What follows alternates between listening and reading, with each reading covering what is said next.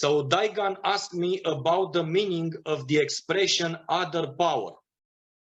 Other power means to be free of any calculation.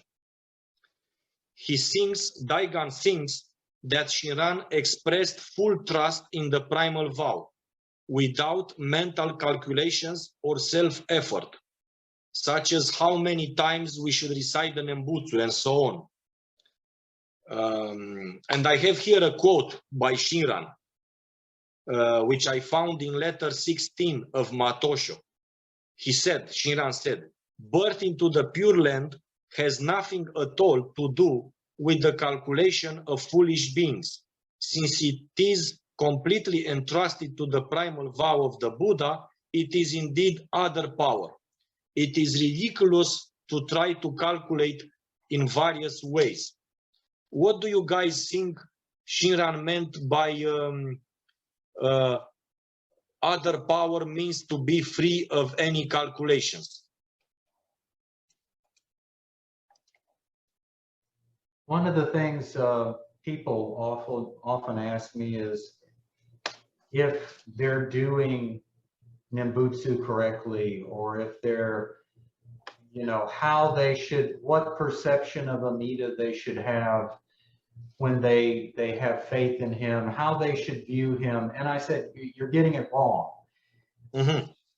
You just say Nembutsu as it rises. And I talk about myself. It's like, I don't calculate when I say Nembutsu. When it comes up within me, when I have the desire to say it, either depending on my circumstances, whether silently or aloud, it is a natural expression of my life. It's like breathing or eating or whatever. I don't think about, am I saying it right? How many times am I saying it? I just say Nembutsu. And I'm great because why? Why do I say it? Because I love Amida. I desire to say Nembutsu because I am grateful that he has come into my life, and that I know that in my next life I will go to the Pure Land. That's why I say Nembutsu. I enjoy it. But in terms of viewing Amida, how I should look at him, that's not an issue. Amida is a living Buddha. He is the greatest of all Buddhas. I worship him. It is a natural expression whenever I face my altar or a statue, which I'm looking at right now next to my computer. I don't say, okay, well, how should I address Buddha? How should I, conceptualize him? This isn't an issue. Amida, it's like when I talk to you, Sensei, or any of my Dharma brothers or sisters. I'm talking to you.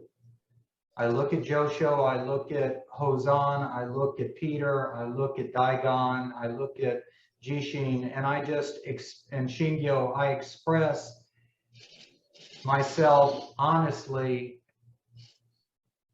in this relationship I'm in with one of my Dharma family. And it's the same with Amida. This is a natural expression of my relationship with Amida. So I don't need to calculate how I should act or what I should say. I come honestly and just express myself. A little long-winded, but that's kind of my explanation. Yes.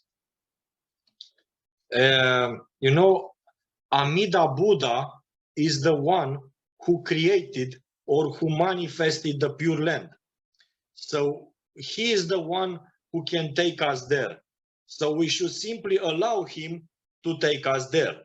We should simply allow him to save us, So without thinking that we can contribute with something that can be found within ourselves to his work of salvation, So the Pure Land is an enlightened realm, and the cause of being born in the Pure Land is in an enlightened person, in Amida.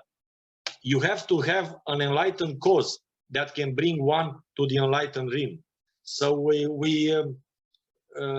nothing that is enlightened can be found in our personalities. So we cannot contribute with something to our salvation. We cannot help Amida to save us. We cannot interfere with him. we just allow ourselves to be saved by him. That's all we do. This is why you should not calculate in any way. You should not think, as Daigan also mentioned here, that you should not think that if you say Nembutsu many times, then you have more chances to be born in the Pure Land. Very good, Daigan. So, because if you think that the more you say the Nembutsu, the more chances you have to be born in the Pure Land, then it means that you don't actually have faith in Amida, in his power to save you. You think that he needs a little help from you. See? Yes. Very good.